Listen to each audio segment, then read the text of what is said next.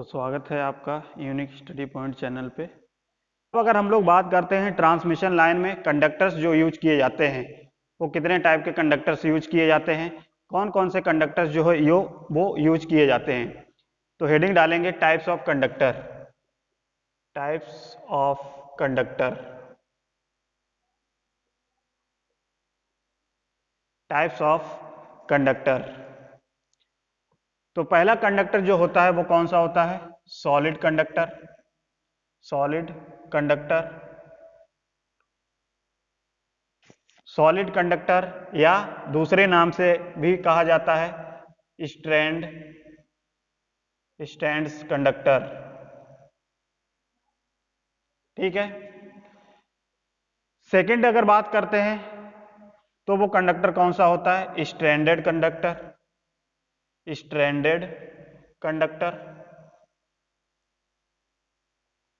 ठीक है। और थर्ड की बात करें तो ये थर्ड कौन सा होता है? कंपोजिट। Composite stranded conductor. और फोर्थ जो होता है वो होता है आपका बंडल कंडक्टर। ठीक है। अब देखिए आपको यहां पे दिख रहा होगा स्ट्रैंड्स, स्टैंडर्ड कंडक्टर। तो स्टैंड का मतलब क्या है या स्टैंडर्ड कंडक्टर का मतलब क्या है?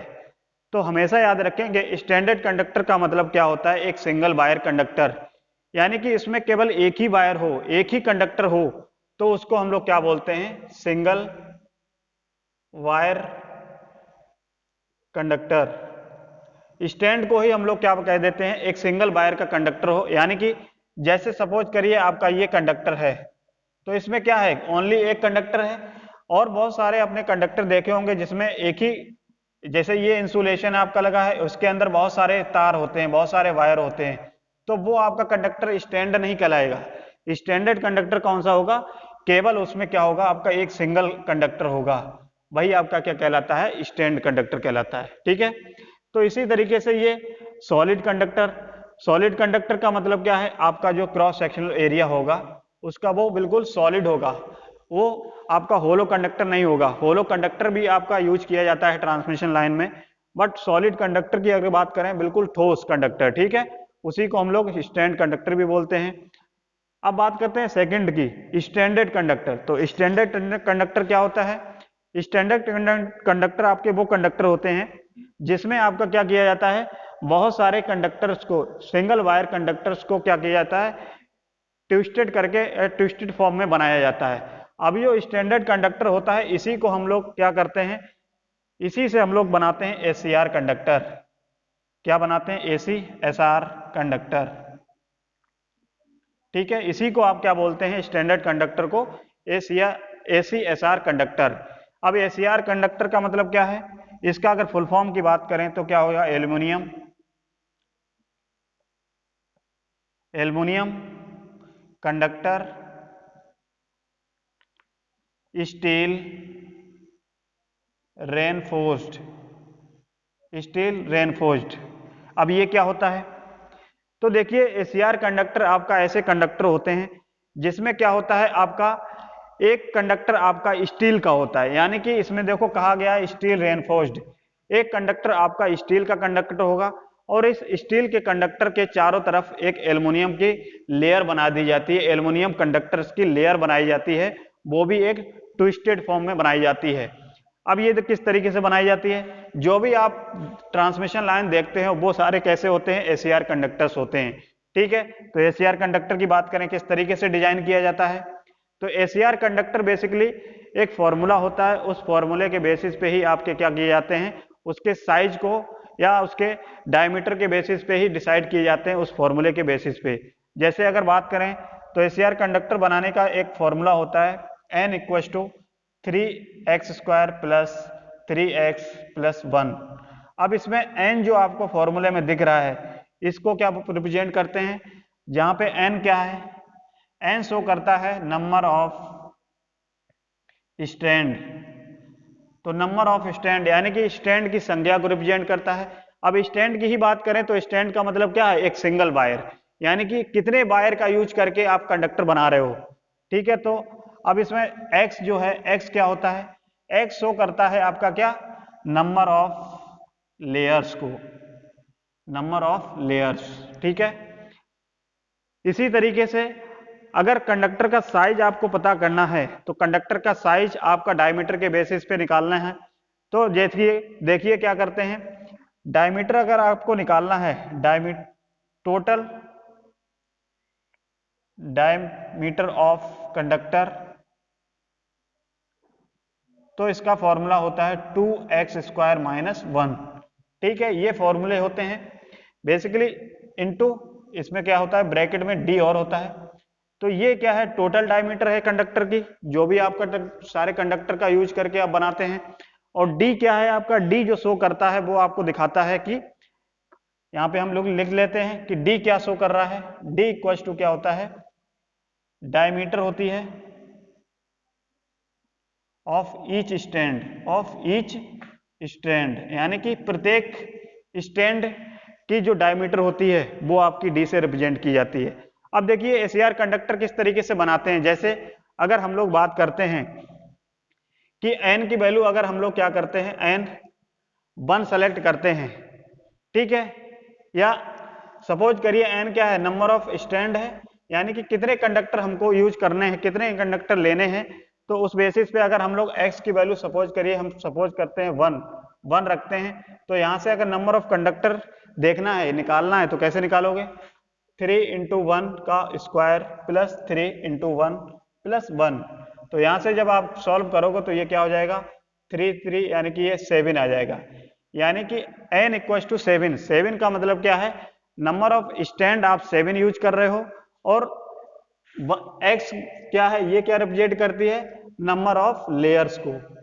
यानी कि अगर एक लेयर की आप कंडक्टर बनाते हो, एक लेयर का अगर एसीआर कंडक्टर बनाते हो, तो उस केस में आपको कंडक्टर कितने स्टैंड की जरूरत कितनी पड़ेगी, 7 की। तो देखिए इसी को हम लोग क्या कहते हैं, 7 ACSR कंडक्टर भी बोलते हैं। अब देखो इसको बनाते कैसे हैं, किस तरीके से इसको डिजाइन किया जाता है, तो वो चीज हम लोग देख लेते हैं।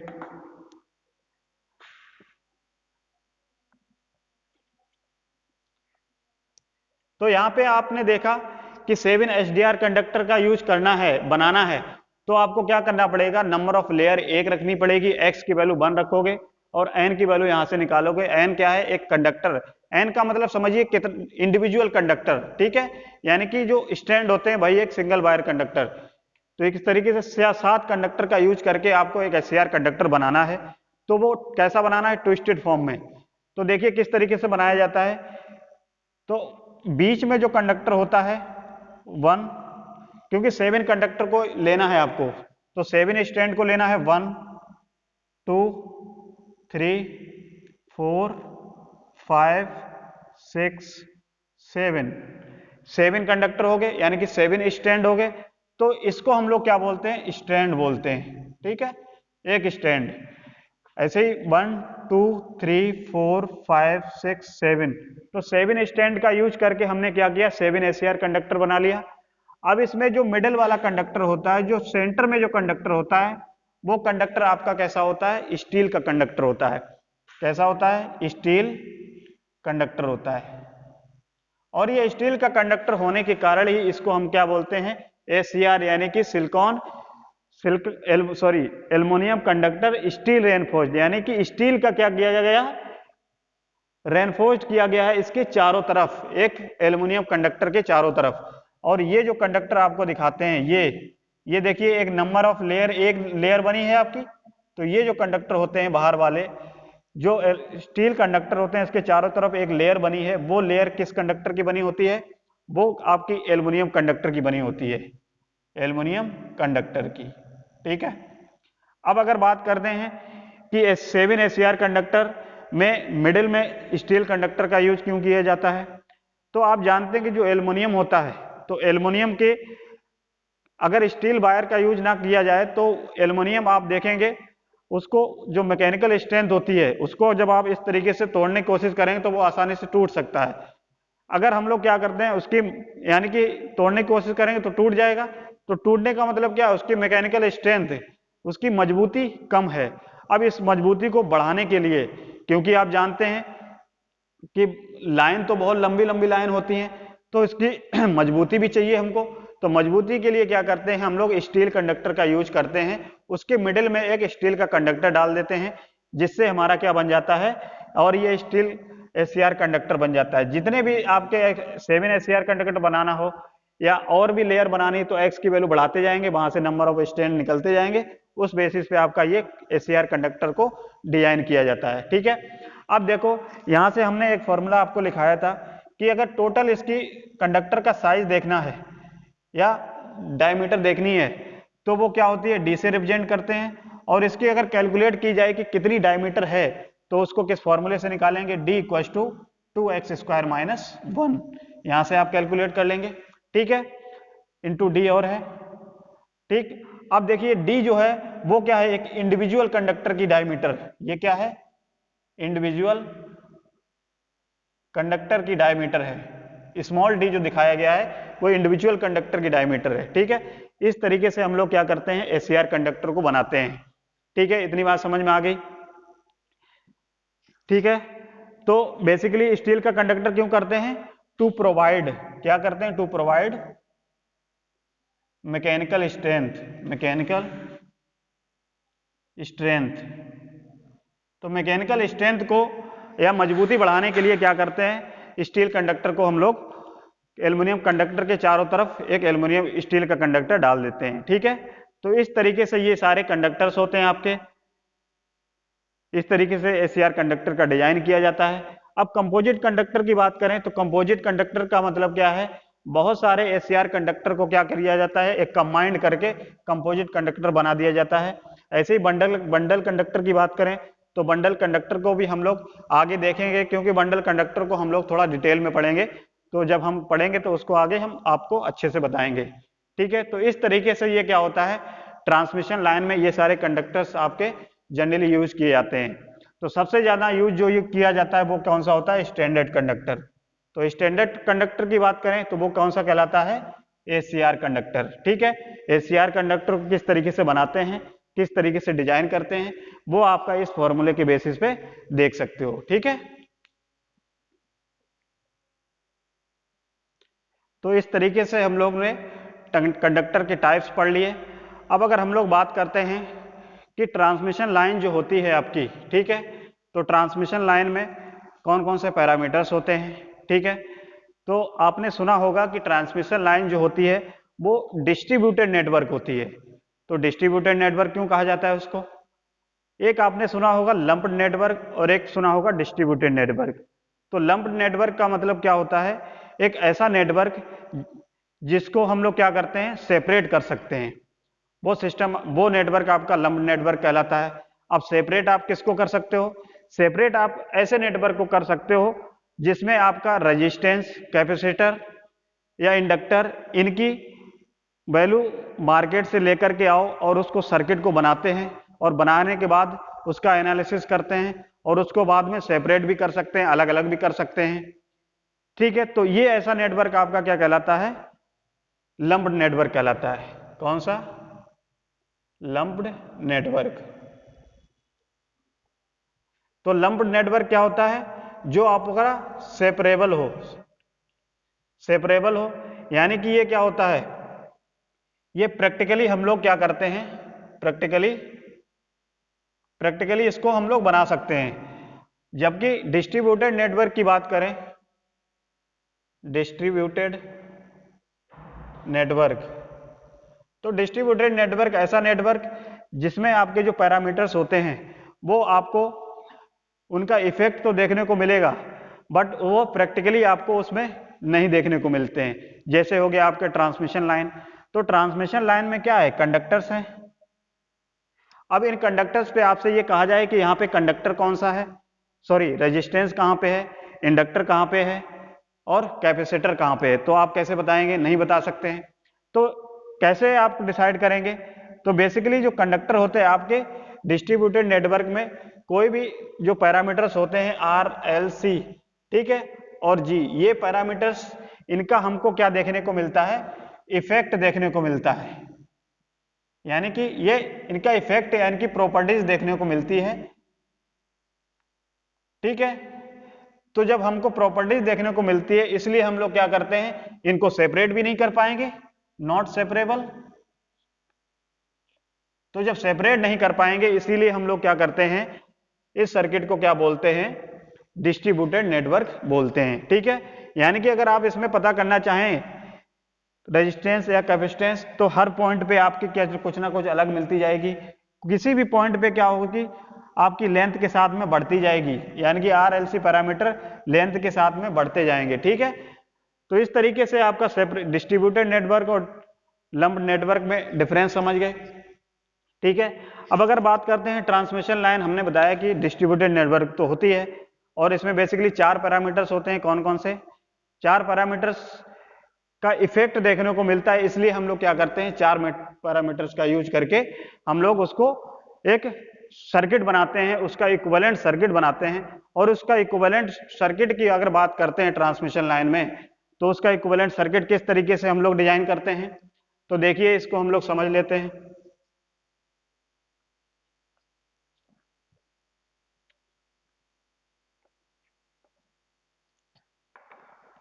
तो सबसे पहले अगर हम बात करें ट्रांसमिशन लाइन के, ट्रांसमिशन लाइन के पैरामीटर्स की, तो पैरामीटर्स में आपने देखा कौन कौन से 4 इफेक्ट देखने को मिलते हैं, आप याद रख सकते हैं RLCG, ये शॉर्ट में याद रखिए, यानी कि सीरीज, रेजिस्टेंस, और सेकंड क्या है, सीरीज इंडक्टेंस, सीरीज इंडक्टेंस, और थर्ड जो होगा वो शंट कैपेसिटेंस, और फोर्थ जो पैरामीटर है वो शंट कंडक्टेंस, शंट कंडक्टेंस। ठीक है, तो ये 4 पैरामीटर्स के आपके क्या होते हैं, प्रॉपर्टीज या इफेक्ट देखने को मिलता है। इसलिए हम लोग क्या करते हैं, किसी भी ट्रांसमिशन लाइन का अगर इक्विवेलेंट सर्किट बनाते हैं, तो इस तरीके से हम लोग क्या करते हैं, उन पैरामीटर्स को किस तरीके से हमको रिप्रेजेंट करते हैं, उसको हम लोग देख लेते हैं। जैसे इक्विवेलेंट सर्किट हम लोग कैसे बना सकते हैं, जैसा कि हम लोग जानते हैं कि ट्रांसमिशन लाइन में आपके 4 पैरामीटर्स का इफेक्ट देखा जाता है। वो 4 पैरामीटर्स कौन कौन से होते हैं, RLCG, यानी कि R series resistance, L series inductance, और C आपका होता है शंट कैपेसिटेंस, और D जो होता है, फोर्थ जो होता है पैरामीटर, वो कौन सा होता है, आपका शंट कंडक्टेंस। तो बेसिकली इन्हीं 4 आपके पैरामीटर्स जो होते हैं, इनका इफेक्ट देखने को मिलता है।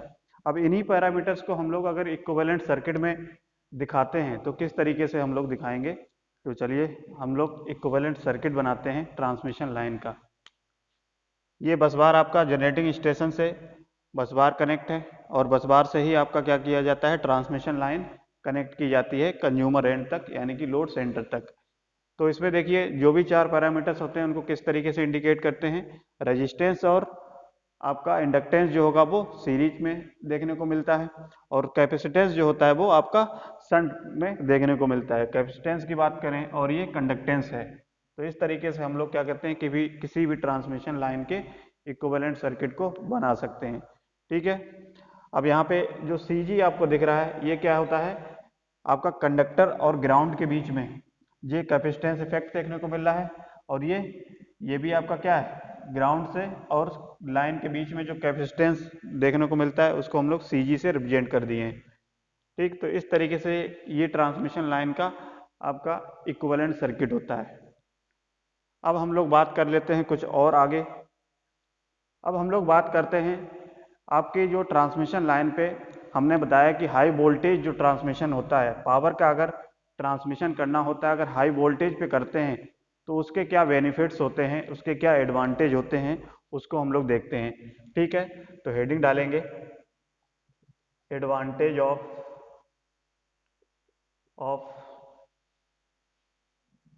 High voltage transmission, high voltage transmission. तो क्या क्या एडवांटेज होते हैं? तो जब भी पावर को ट्रांसफर किया जाता है जनरेटिंग एंड से कंज्यूमर एंड तक, यानी कि आपके लोड सेंटर तक, तो अगर हम लोग हाई वोल्टेज पे पावर को ट्रांसमिट करते हैं तो उस केस में क्या एडवांटेज देखने को मिलते हैं वो देखते हैं। तो पहला आप डालेंगे क्या, अगर हम लोग हाई वोल्टेज रखते हैं, हाई वोल्टेज पे पावर को ट्रांसमिट करते हैं, तो हम लोग क्या कर सकते हैं, पावर को मैक्सिमम पावर ट्रांसफर कर सकते हैं, जिसका रिलेशन होता है Vs²। यानी कि मैक्सिमम, यानी कि वोल्टेज आप ज़्यादा रखेंगे तो वहाँ से हम लोग पावर को ट्रांसफ़र ज़्यादा से ज़्यादा कर सकते हैं, ठीक है। और ज़्यादा से ज़्यादा पावर ट्रांसफ़र करेंगे, ठीक है। तो एक तो एडवांटेज ये हो गया। दूसरे एडवांटेज की अगर बात करते हैं, अगर हमारा वोल्टेज, ट्रांसमिशन लाइन वोल्टेज अगर हाई है, तो हाई होने पे क्या होता है कि हमारा लॉसेस भी कम होता है। तो ये क्या है, to minimize the transmission losses, losses को हम लोग क्या कर सकते हैं, ट्रांसमिशन लॉसेस को भी कम कर सकते हैं। अब इस चीज़ को हम लोग देख लेते हैं किस तरीके से कर सकते हैं। जैसे सपोज करिए हमने क्या किया, एक पावर एज्यूम की कि पावर ट्रांसमिटेड, तो पावर ट्रांसमिटेड जो है वो हम एज्यूम कर रहे हैं P इक्वल्स टू क्या होती है, √3 VI cos phi, ये हम जानते हैं। अब यहाँ से अगर हम लोड करंट की बात करें, लोड करंट क्या निकलेगा, देखिए ये क्या हो जाएगा, यहाँ से अगर सॉल्व करेंगे I, तो ये क्या हो जाएगा V/√3, और ये क्या हो जाएगा V cos phi। यहाँ से हमने लोड करंट निकाल ली। अब इसी लोड करंट को हम लोग क्या करते हैं, देखते हैं टोटल लॉसेस की अगर बात करें, total losses in transmission line,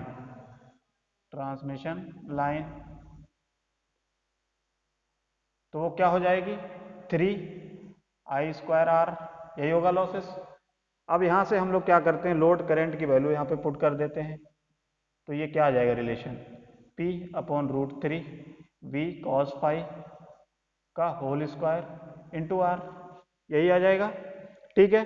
अगर इसको हम और सॉल्व करते हैं, और इसको और सॉल्व करने पे हमारा क्या रिलेशन निकलेगा, यानी कि हम इसको टोटल लॉस को हम W से रिप्रेजेंट कर लेते हैं, तो ये W आपका क्या निकलेगा, टोटल लॉस, वो आपका निकलेगा P²/√3 का अगर स्क्वायर करेंगे तो यहाँ से ये 3 से 3 कैंसिल हो जाएगा, ये क्या बचेगा V² cos² phi into R, यही होगा।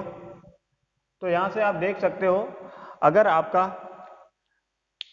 ट्रांसमिशन लॉस की बात करें तो यहाँ से देखिए लॉस क्या आ जाएगा, total loss is proportional to किसके होगा, 1/B² cos² phi, यही लॉसेस निकल के आएगा, ठीक है। यानी कि अगर आप वोल्टेज को बढ़ाओगे, अगर वोल्टेज, ट्रांसमिशन वोल्टेज बढ़ेगा, तो उस केस में हम लॉस को क्या कर सकते हैं, कम कर सकते हैं, ठीक है। तो यहाँ से एक रिलेशन हमारा यहाँ से देख सकते हैं कि अगर हम लोग ट्रांसमिशन लाइन का वोल्टेज बढ़ाते हैं, बढ़ा करके रखते हैं, तो उस केस में हमारा जो लॉसेस होगा ट्रांसमिशन लाइन में वो कम हो जाएगा, ठीक है। अब बात करते हैं और क्या बेनिफिट्स हो सकते हैं हाई वोल्टेज को ट्रांसमिट करने पर पावर को। तो देखिए क्या होता है कि अगर हम लोग जो कंडक्टर यूज करते हैं तो कंडक्टर की सेविंग भी हो जाती है, यानी कि क्रॉस सेक्शनल एरिया या वॉल्यूम कह सकते हैं, वॉल्यूम ऑफ कंडक्टर क्या होता है वो रिड्यूस हो जाता है। तो वॉल्यूम ऑफ कंडक्टर रिड्यूस हो जाएगा, यानी कि हम कह सकते हैं कि जो कंडक्टर आप यूज कर रहे हैं, एल्युमिनियम का करें या कॉपर का करें, तो उस केस में कंडक्टर की बचत भी हो जाती है, ठीक है। चलिए उसको भी हम लोग देख लेते हैं एक मैथमेटिकल ऑपरेशन से। ये तो हमने निकाल लिया,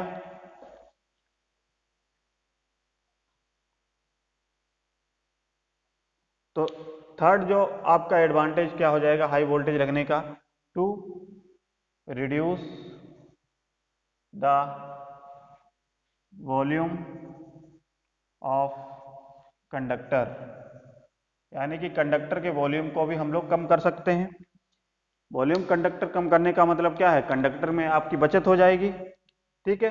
तो देखिए इसको हम लोग कैसे निकालेंगे, इसी रिलेशन से अगर देखना चाहें तो देखिए हमारा लॉसेस का अगर ये फॉर्मूला देखें, ये क्या है, यहाँ से अगर देखो P square B square cos square phi into R, ये है। अब देखिए आर हम जानते हैं, आर को हम क्या लिख सकते हैं, P square upon B square cos square phi, R को रो एल अपॉन ए लिख सकते हैं। ठीक है, अब यहाँ से हम लोग क्या करते हैं, ए की वैल्यू अगर निकाल के देखते हैं, क्रॉस सेक्शनल एरिया है आपका, तो यहाँ से क्या निकल के आएगा, A equal to P square B square cos square phi rho L upon W, W means losses. तो देखिए अगर हम लोग क्या करते हैं, यहाँ से देखिए ए का रिलेशन हमारा क्या निकल के आएगा, ए प्रोपोर्शनल किसके है, बी स्क्वायर के और कॉस स्क्वायर फाई। यहाँ से अगर पावर फैक्टर आपका कांस्टेंट होता है तो हमारा यहाँ से रिलेशन क्या निकल के आता है, A proportional to 1 upon B square. अब देखिए यहाँ पे क्या है, अगर वोल्टेज बढ़ाएंगे तो हमारा जो कंडक्टर का क्रॉस सेक्शन एरिया है वो कम कर सकते हैं, तो हमारा एक तो एडवांटेज ये हो गया। अब यहीं से अगर हम लोग क्या करें, इसी रिलेशन से और देखना चाहें तो ए प्रोपोर्शनल है हमारा बी स्क्वायर के, ठीक है, तो ए प्रोपोर्शनल बी स्क्वायर के है। अगर हम लोग क्या करते हैं, दोनों साइड लेंथ से मल्टीप्लाई कर देते हैं, अगर एरिया में अगर लेंथ से मल्टीप्लाई कर देते हैं तो देखिए यहाँ से क्या आ जाएगा, A proportional to L upon B square. ठीक है, यानी कि ये एरिया इंटू लेंथ क्या हो जाएगा, वॉल्यूम, तो वॉल्यूम हमने लिख दिया 1 अपॉन बी स्क्वायर। इसको वॉल्यूम लिखिएगा इस तरीके से, कंफ्यूजन मत हो आपको। तो देखिए क्या होगा, अगर हम लोग वोल्टेज को बढ़ाएंगे तो हमारा जो वॉल्यूम होगा कंडक्टर का वो भी कम हो जाएगा, वॉल्यूम कंडक्टर का कम हो जाएगा तो इससे हमारा क्या होगा, कंडक्टर में बचत होगी। ठीक है, तो एक तो ये रिलेशन आप देख सकते हो यहाँ से, हाई वोल्टेज का एडवांटेज एक तो ये हो जाएगा। ठीक है, तो इस तरीके से हम देख सकते हैं कि ट्रांसमिशन लाइन को अगर हम लोग हाई वोल्टेज पे अगर पावर ट्रांसमिट करते हैं तो हमारे बहुत सारे एडवांटेज होते हैं। ठीक है, तो चलिए अब हम लोग नेक्स्ट देखते हैं। अब देखिए हम लोग क्या करते हैं, अगर हम लोग कंपैरिजन करें एसी ट्रांसमिशन का या डीसी ट्रांसमिशन का, तो कंपैरिजन पे हम लोग देखते हैं कि क्या क्या एडवांटेज होते हैं एसी के और क्या एडवांटेज होते हैं डीसी ट्रांसमिशन के। ठीक है, तो हेडिंग डालिए, आप क्या डालेंगे, comparison of DC transmission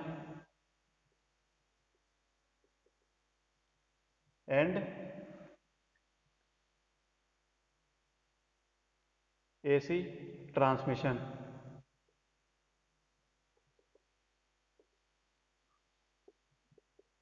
AC transmission और डीसी ट्रांसमिशन, यानी कि अगर पावर को आपको डीसी ट्रांसमिशन से आप पावर को ट्रांसफर करते हैं और एसी या फिर एसी ट्रांसमिशन से पावर को ट्रांसफर करते हैं तो क्या हमारे एडवांटेज होते हैं, क्या बेनिफिट्स हमको देखने को मिलते हैं, तो देख लेते हैं। अगर हम लोग डीसी की बात करें, डीसी ट्रांसमिशन की,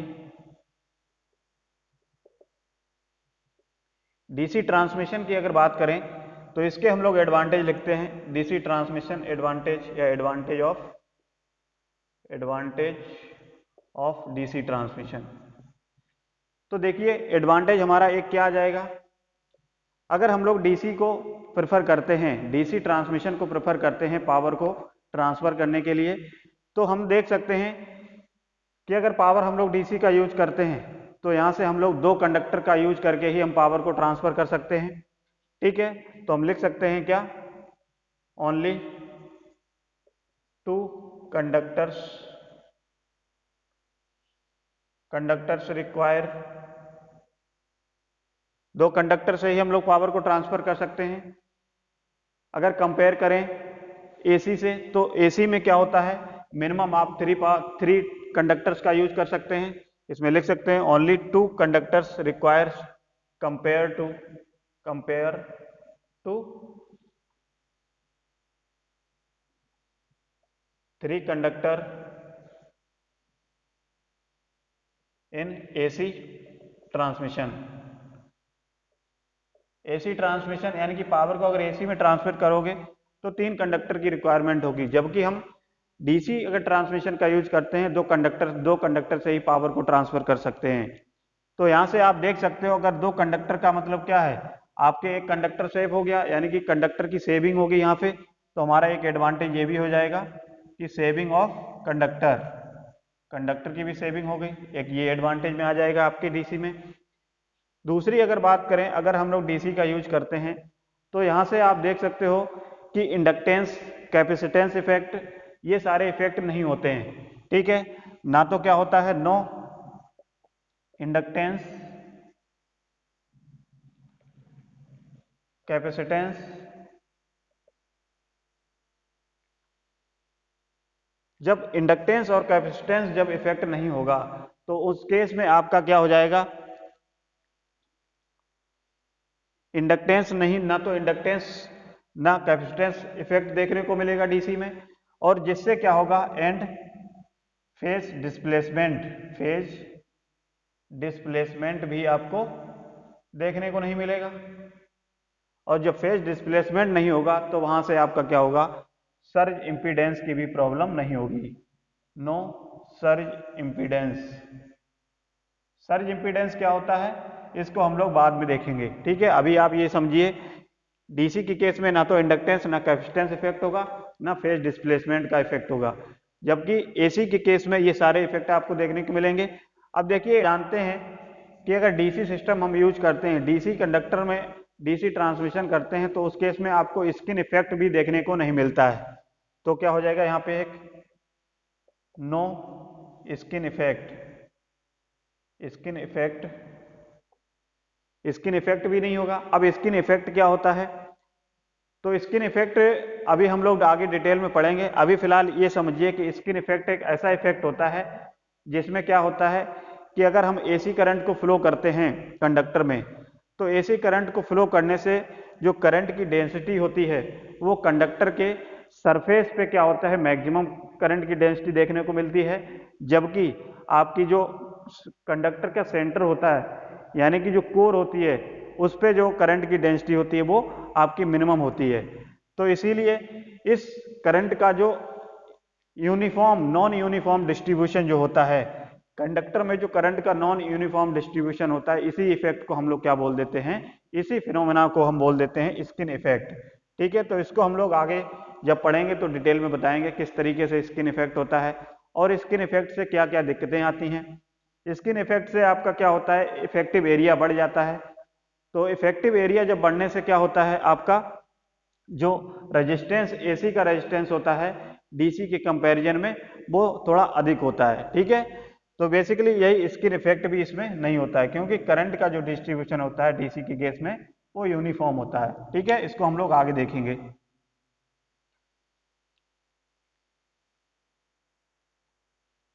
ठीक है। अब देखिए, जो एडवांटेज हम डीसी की एक बात करें कि हमने बताया कि आपको नो इंडक्टेंस इफेक्ट, अगर कोई इंडक्टेंस नहीं होगा तो इंडक्टेंस ना होने के कारण क्या हो जाएगा, आपका जो इंडक्टेंस की वजह से जो आपका वोल्टेज ड्रॉप लाइन में होता है तो वो वोल्टेज ड्रॉप भी नहीं होगा। तो हम जानते हैं कि अगर डीसी यूज करते हैं ट्रांसमिशन लाइन के लिए, तो उस केस में हम देख सकते हैं कि जो इंडक्टेंस जब इसमें इफेक्ट नहीं होगा, तो इंडक्टेंस इफेक्ट ना होने के कारण आपका जो इंडक्टेंस की वजह से जो वोल्टेज ड्रॉप आता है ट्रांसमिशन लाइन में, वो भी आपका मिनिमाइज हो जाएगा, वो भी कम हो जाएगा, ठीक है। जैसे हम जानते हैं कि इंडक्टेंस की वजह से अगर वोल्टेज में जो आपका ड्रॉप होता है, भी हम मान ले सकते हैं आई इंटू एक्सएल, यही होता है, तो ये वोल्टेज ड्रॉप भी आपका नहीं होगा। तो देखिए, इंडक्टेंस जब नहीं होगा तो उस केस में क्या होगा, जो इंडक्टेंस की वजह से आपका जो ट्रांसमिशन में लॉसेस होता है वो भी रिड्यूस हो जाएगा, वो भी कम हो जाएगा। तो देखिए, ये क्या है, इंडक्टेंस की वजह से लॉसेस, इसको हम रिड्यूस कर सकते हैं। यानी कि ट्रांसमिशन लाइन में क्या होगा, वोल्टेज जो होगा, voltage drop due to inductance, due to inductance क्या होगा, इज एब्सेंट होगा। तो इंडक्टेंस की वजह से जो ड्रॉप होगा वो भी कम हो जाएगा। अब अगर वोल्टेज ड्रॉप कम हो गया तो यहाँ पे आपका क्या हो जाएगा, वोल्टेज रेगुलेशन भी कम हो जाएगा, वोल्टेज रेगुलेशन क्या हो जाएगा, कम हो जाएगा इसकी वजह से। तो वोल्टेज रेगुलेशन कम होने का मतलब क्या है, आपका वोल्टेज रेगुलेशन अच्छा हो जाएगा, better voltage regulation, voltage regulation.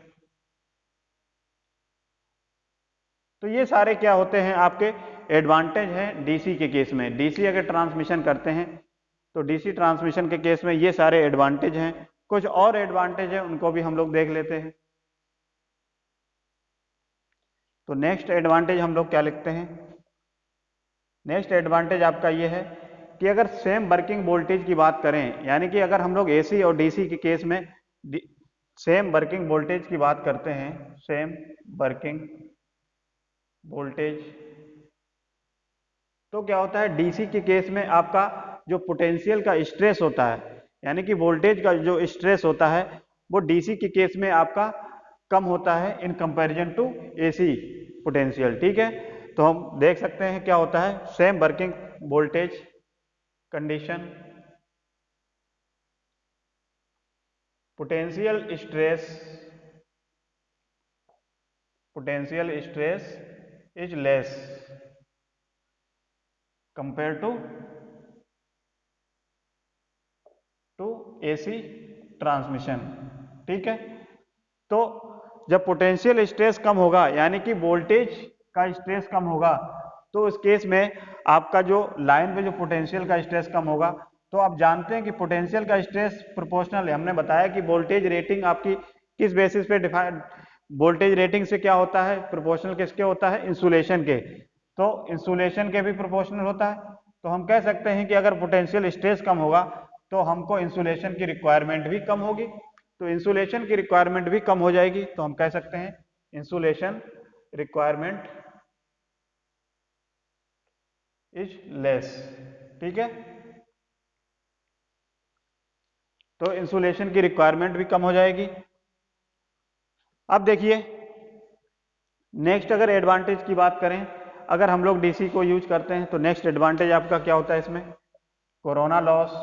आपने सुना होगा कोरोना लॉसेस क्या होते हैं, वो रिड्यूस हो जाते हैं। तो कोरोना लॉस जब रिड्यूस हो जाता है तो उस केस में क्या होता है, आपका जो रेडियो इंटरफेरेंस होता है, कम्युनिकेशन लाइन भी आपकी पावर लाइन के साथ में ऑपरेट होती है, उस केस में जो इंटरफेरेंस होता है कम्युनिकेशन लाइन में वो भी कम हो जाता है। तो हम क्या लिख सकते हैं, कोरोना लॉस कम, सो रेडियो इंटरफेरेंस जो होता है वो भी कम हो जाएगा। ठीक है, तो रेडियो इंटरफेरेंस कम होने की वजह से रेडियो इंटरफेरेंस विद कम्युनिकेशन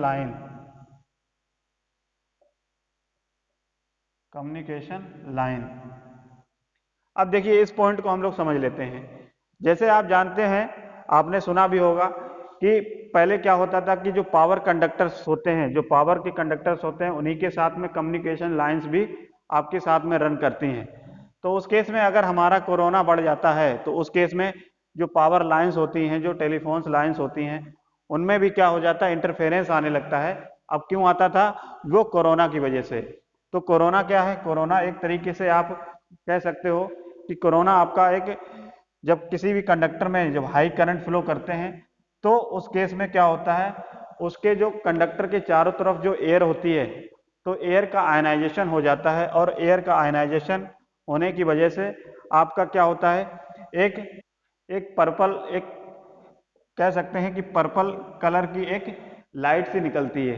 तो लाइट निकलती है और उसी के साथ में आपका एक हिसिंग नॉइज भी होती है। क्या होती है, हिसिंग नॉइज भी आती है। ठीक है, तो इसी इफेक्ट को आप क्या बोलते हैं, बोलते हैं कोरोना लॉस। आप लाइन में कभी कभी देखे होंगे, इसको हम लोग अभी आगे पढ़ेंगे डिटेल में थोड़ा, अभी फिलहाल इतना समझिए कि कोरोना लॉस से क्या होता है।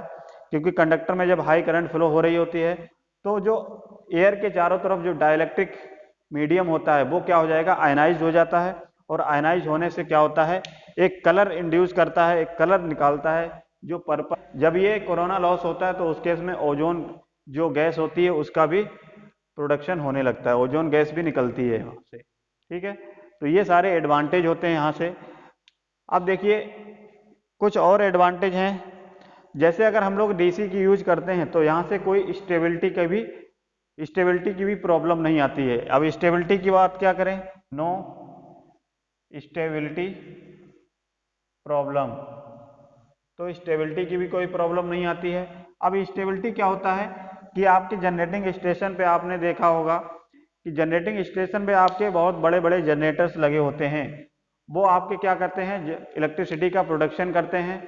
अगर सपोज करिए कोई फॉल्ट आती है या कोई हैवी फॉल्ट आती है, तो उस केस में क्या होता है, जो जनरेटर्स होते हैं जो आपके जनरेटिंग स्टेशन में ऑपरेट हो रहे होते हैं, तो उनका जो है सिंक्रोनिज्म फेल हो जाता है। तो वो फेल होने के चांसेस होते हैं, फेल हो जाता है अगर ज़्यादा हैवी फॉल्ट आ जाती है। तो इसमें क्या होता है, जब डीसी के केस में बात करें तो डीसी केस में ये स्टेबिलिटी प्रॉब्लम नहीं होती है। ठीक है, तो नो स्टेबिलिटी प्रॉब्लम, सो जनरेटर सिंक्रोनिज्म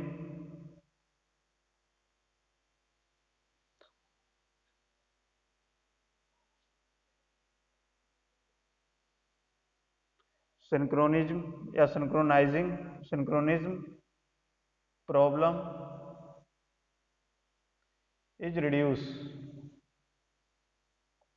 ठीक है, तो सिंक्रोनाइजेशन की जो प्रॉब्लम होती है वो भी क्या हो जाती है, कम हो जाती है। ठीक है, या नहीं होती है। के सारे थे एडवांटेज कि आप अगर डीसी ट्रांसमिशन का यूज करके आप पावर को ट्रांसमिट करते हैं, तो ये सारे एडवांटेज हमने देखे। ठीक है, इसी तरीके से आपने एडवांटेज देख लिए। अब ऐसा तो सिस्टम नहीं हो सकता है कि किसी के एडवांटेज के अलावा कुछ डिसएडवांटेज ना हो। ठीक है, तो कुछ एडवांटेज हैं तो उसके कुछ डिसएडवांटेज भी होंगे। तो हम देख लेते हैं कुछ डिसएडवांटेज, क्या क्या डिसएडवांटेज होते हैं डीसी ट्रांसमिशन के। तो डिसएडवांटेज की अगर बात करते हैं तो डीसी ट्रांसमिशन के डिसएडवांटेज क्या होंगे।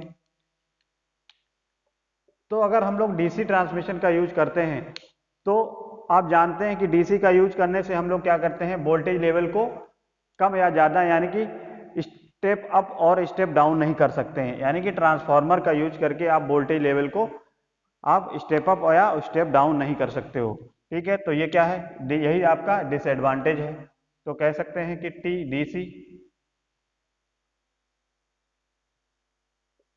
DC voltage level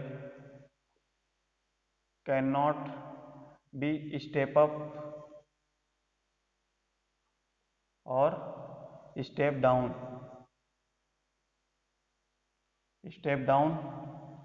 for power transmission.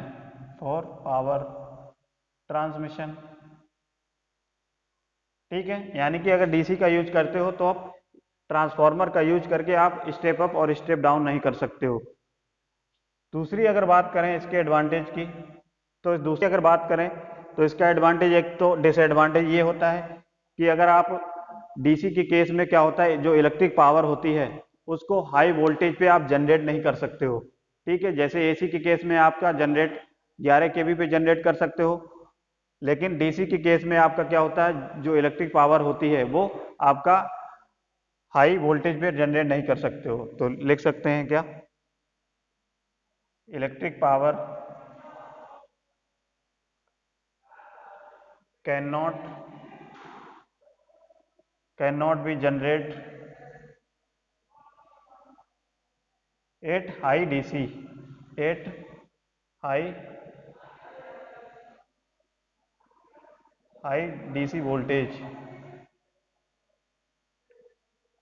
ठीक है, तो एक तो ये आपका डिसएडवांटेज हो गया, एक इसका ये कमियां हो गई डीसी के केस में। और अगर बात करते हैं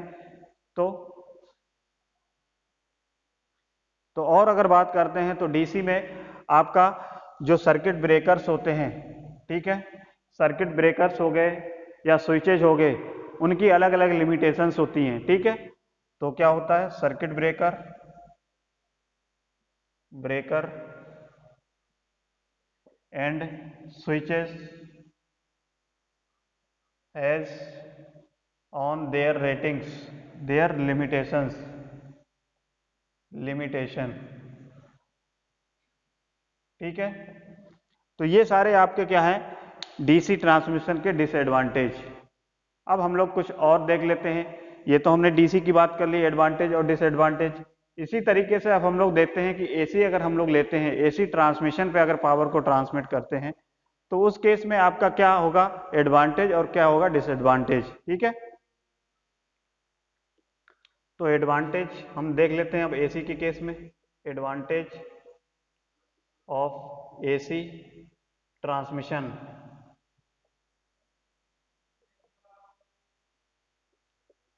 एसी ट्रांसमिशन के एडवांटेज क्या हो जाएंगे? आप जानते हैं कि एसी अगर वोल्टेज लेवल है तो उसको हम लोग ट्रांसफार्मर का यूज करके उसको हम लेवल को चेंज कर सकते हैं, यानी कि हम स्टेप अप या स्टेप डाउन भी कर सकते हैं। तो इसका एडवांटेज क्या हो जाएगा? AC voltage level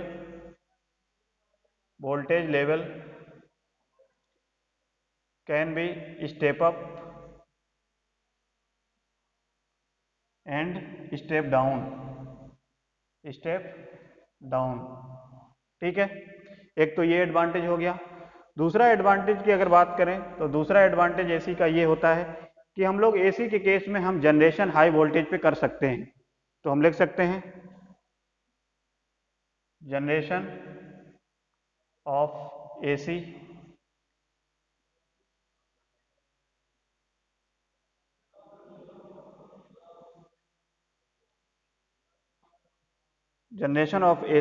is on high voltage. तो हाई वोल्टेज पे भी जनरेशन कर सकते हैं, जबकि डीसी के केस में हमने क्या बताया कि जनरेशन आपका हाई वोल्टेज पे नहीं किया जाता है, हाई वोल्टेज पे आप नहीं कर सकते हैं। ठीक है, generation of AC is on high voltage. तो एक तो ये एडवांटेज हो जाएगा।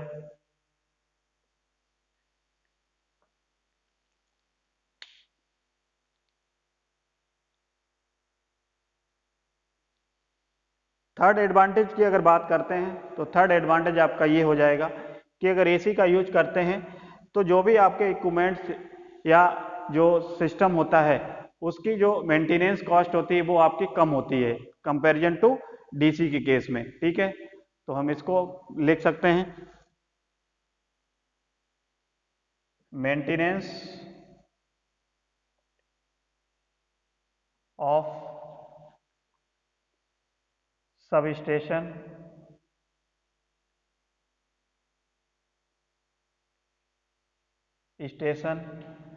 इज चीप, या ऐसे लिख सकते हैं मेंटेनेंस इज इजी, आसान होता है, एंड चीपर। यानी कि जो सबस्टेशन होते हैं आपके एसी की बात करें तो वो मेंटेनेंस में भी आपके आसानी से मेंटेनेंस किया जा सकता है, और एडवांटेज बात करें उसके चीपर भी होते हैं, सस्ते भी, और आसानी से उसकी मेंटेनेंस भी कर सकते हैं अगर हम एसी ट्रांसमिशन का यूज करते हैं। ठीक है, तो ये सारे थे आपके एसी ट्रांसमिशन के एडवांटेज। इसके कुछ डिसएडवांटेज भी हैं, वो भी हम लोग देख लेते हैं। तो जैसा कि अगर डिसएडवांटेज की बात करें तो आप पहले से ही देख चुके हो, जब हमने कंपेयर किया था डीसी के केस में आपके एडवांटेज, तो उसके एक साइड हमने डिसएडवांटेज ही आपको सपोज करिए वो आपके थे। जैसे आप एसी की बात करें तो यहाँ पे आपको जो पावर ट्रांसमिट करनी होती है वो आपको 3 कंडक्टर की रिक्वायरमेंट होती है। तो 3 कंडक्टर की रिक्वायरमेंट होती है, मिनिमम 3 कंडक्टर आपको यूज करने पड़ेंगे। तो 3 कंडक्टर के जब यूज करोगे तो यहाँ से आपका क्या होगा, जो भी कॉपर का कंडक्टर या एल्युमिनियम का कंडक्टर होगा तो कंडक्टर की कॉस्ट बढ़ जाएगी, क्योंकि रिक्वायरमेंट ज़्यादा हो जाएगी कंडक्टर की। तो इसलिए कंपेयर करते हैं डीसी के केस में तो इसकी कॉस्टिंग बढ़ जाती है। एक तो ये हो गया। दूसरी बात करें, डीसी के केस में आपका जो स्किन इफेक्ट था तो वो एब्सेंट था, क्योंकि स्किन इफेक्ट नहीं होता है डीसी में।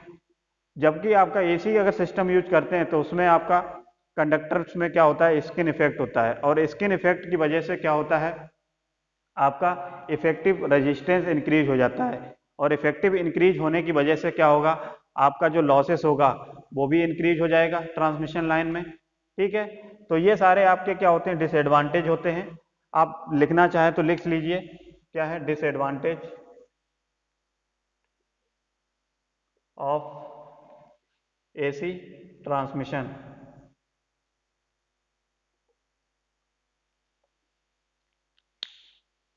पहला क्या है डिसएडवांटेज, आप यही देख लीजिए, corona loss is more. Corona loss जो होता है इसमें एसी के केस में वो ज़्यादा होता है, और कोरोना लॉस की वजह से क्या होता है, जो ट्रांसमिशन लाइन के साथ में आपकी जो पावर लाइंस या ट्रांसमिशन लाइन है आपकी, साथ में कम्युनिकेशन लाइन होती है, उसमें क्या होता है, इंटरफेरेंस भी होने लगता है। ठीक है, तो हम कह सकते हैं इसमें क्या है, इंटरफेरेंस प्रॉब्लम भी, इंटरफेरेंस प्रॉब्लम अकर्स। ठीक है, इसकी वजह से क्या होता है, इंटरफेरेंस की भी प्रॉब्लम आ जाती है, रेडियो इंटरफेरेंस की। दूसरी अगर बात करते हैं, कोरोना लॉस ज़्यादा होता है और स्टेबिलिटी की भी प्रॉब्लम आ जाती है, स्टेबिलिटी प्रॉब्लम। और स्टेबिलिटी प्रॉब्लम की वजह से क्या होता है, आप समझ चुके हैं कि स्टेबिलिटी, जब आप आगे पढ़ेंगे तो आपको समझ में आएगा स्टेबिलिटी क्या होता है। स्टेबिलिटी आपकी जो जनरेटर्स होते हैं, सिंक्रोनस जनरेटर्स होते हैं जो आपके जनरेटिंग स्टेशन पे ऑपरेट कर रहे होते हैं, अगर सपोज करिए कोई हैवी फॉल्ट आ जाती है तो उसके जो सिंक्रोन जो जनरेटर होते हैं उनका सिंक्रोनिज्म फेल होने का खतरा रहता है, जिससे आपकी जो सिस्टम की स्टेबिलिटी होती है तो वो स्टेबिलिटी आपका स्टेबिलिटी होती है तो स्टेबिलिटी फेल होने की चांसेस हो जाते हैं उसमें, एसी के केस में। ठीक है, तो ये एक तरीके से आपका स्टेबिलिटी प्रॉब्लम भी आ जाती है एसी के केस में, तो ये आपका एक डिसएडवांटेज के केस आ जाएगा। दूसरी चीज, थर्ड अगर पॉइंट की बात करें तो एसी के केस में क्या होता है, आपका स्किन इफेक्ट भी आ जाता है। जैसे कि हमने बताया कि कोई जब एसी करंट आप कंडक्टर में फ्लो कराते हैं तो क्या होता है, करंट का डिस्ट्रीब्यूशन जो होता है कंडक्टर के सरफेस पे ज़्यादा होता है, उसके सेंटर पे यानी कि सरफेस पे ज़्यादा होता है, और उसके कोर पे या उसके सेंटर पे जो करंट की डिस्ट्रीब्यूशन होता है वो कम होता है, जिसकी वजह से आपका क्या होता है, जो रेजिस्टेंस होता है कंडक्टर का और इफेक्टिव एरिया बढ़ने क्या हो जाता है, कम हो जाता है। तो इफेक्टिव एरिया कम होने की वजह से आपका जो रेजिस्टेंस है वो इंक्रीज हो जाता है, और रेजिस्टेंस इंक्रीज होने की वजह से आपका क्या होगा, आपका ट्रांसमिशन में लॉसेस भी ज़्यादा आ जाएंगे। ठीक है, तो एक ये एडवांटेज है, कौन सा डिसएडवांटेज आपका हो जाएगा, कौन सा, skin effect in AC transmission. तो एसी ट्रांसमिशन में स्किन इफेक्ट होता है। अब इस स्किन इफेक्ट से क्या होगा, ड्यू टू क्या होता है, इफेक्टिव जो रेजिस्टेंस होता है, इफेक्टिव या इफेक्टिव क्रॉस सेक्शनल एरिया कह सकते हैं, effective cross sectional area is reduce, effective cross sectional area reduce हो जाएगा। तो effective cross sectional area reduce होने की वजह से आपका जो रेजिस्टेंस होगा आर ए सी वो क्या हो जाएगा, बढ़ जाएगा, क्योंकि आप रिलेशन से देख सकते हो रो एल अपॉन ए, ये इफेक्टिव एरिया आपका कम हो गया तो रेजिस्टेंस आपका इंक्रीज हो गया, और रेजिस्टेंस जब आपका इंक्रीज हो जाएगा तो उस केस में क्या होगा, ट्रांसमिशन लाइन में लॉसेस भी बढ़ जाएंगे, लॉसेस इंक्रीज। ठीक है, तो इस तरीके से आप समझ सकते हो स्किन इफेक्ट का। जब आप आगे पढ़ेंगे तो हम आपको बताएंगे स्किन इफेक्ट बिल्कुल डिटेल में किस तरीके से स्किन इफेक्ट होता है, क्या कमी होती है स्किन इफेक्ट की वजह से। ठीक है, तो ये सारे आपके डिसएडवांटेज हैं।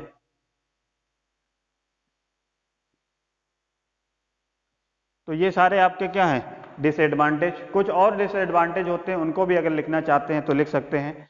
जैसे आप जानते हैं कि अगर एसी है तो एसी के केस में आपका कैपेसिटेंस इफेक्ट भी देखने को मिलेगा। तो कैपेसिटेंस की वजह से क्या होता है, आपका कंटिन्यूअस चार्जिंग करंट की वजह से जो पावर लॉसेस होता है ट्रांसमिशन लाइन में वो भी बढ़ जाता है। ठीक है, तो ये कैपेसिटेंस की वजह से होता है। और अगर बात करते हैं एक और सबसे मेन आपका डिसएडवांटेज, एक तरीके से ये हम कह सकते हैं कि जो डीसी सिस्टम होता है, सॉरी एसी सिस्टम होता है, इसमें जो आपका जो ट्रांसमिशन लाइन होती है उसको कंस्ट्रक्ट करना या बनाना थोड़ा कॉम्प्लिकेटेड होता है। ठीक है, तो ये भी एक आपका डिसएडवांटेज में आ जाएगा। इस तरीके से आपके बहुत सारे एडवांटेज डिसएडवांटेज होते हैं। तो इन सभी को अगर हम लोग देखें, एक कंक्लूजन निकालें कि कौन सा सिस्टम आपका सही होगा, सबसे ज़्यादा हाई वोल्टेज के लिए आपका कौन सा सिस्टम अच्छा होगा, तो कंक्लूजन में हम लोग ये एक तरीके से कह सकते हैं कि अगर बात करते हैं हाई वोल्टेज पे अगर ट्रांसमिट करना है पावर को, तो हाई वोल्टेज के लिए अगर बात करें तो वो आपका डीसी ट्रांसमिशन आपका सुपीरियर होगा एज कंपेयर टू किसके, एसी